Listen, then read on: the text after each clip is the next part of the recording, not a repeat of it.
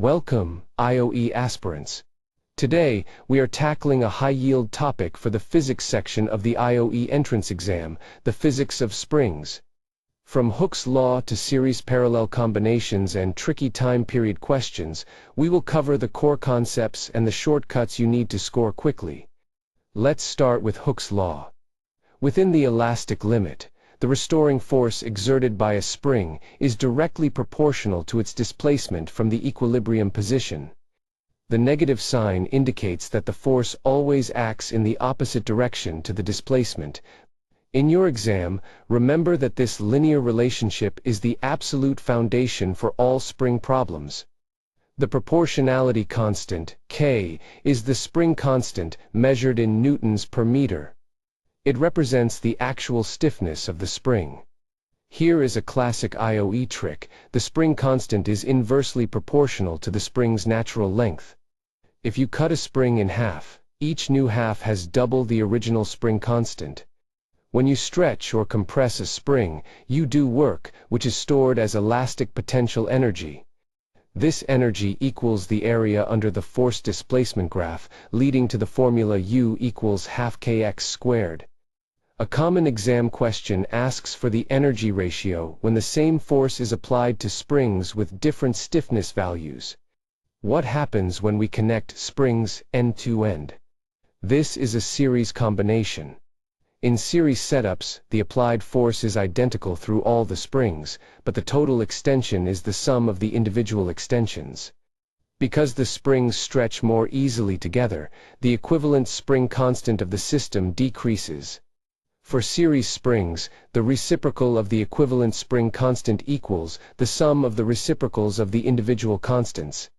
If you only have two springs, use the quick shortcut, K equivalent equals the product over the sum. If you connect two identical springs of constant K in series, the new constant is exactly K divided by 2. Now, let's look at parallel combinations, where springs are connected side by side to a single massive block. Here, the displacement for each spring is exactly the same, but the total force is divided among them. The system becomes much stiffer because both springs are resisting the pull simultaneously. Calculating the equivalent spring constant in parallel is straightforward, just add them up. K equivalent equals K1 plus K2, so, two identical springs in parallel will give you an equivalent constant of 2K. Remember this rule: series combination decreases overall stiffness, while parallel combination increases it. A mass attached to a spring undergoes simple harmonic motion. The time period is t equals 2 pi times the square root of m over k. In IOE problems, if the mass is hung from a combined system, you must replace k with k equivalent. Notice that gravity does not affect the time period, only the equilibrium position. Let's solve a frequent IOE past question. A spring of constant k is cut into 3 equal pieces. What is the constant of one piece? Since the length becomes 1/3, the new k becomes 3 times the original. So each piece is 3k.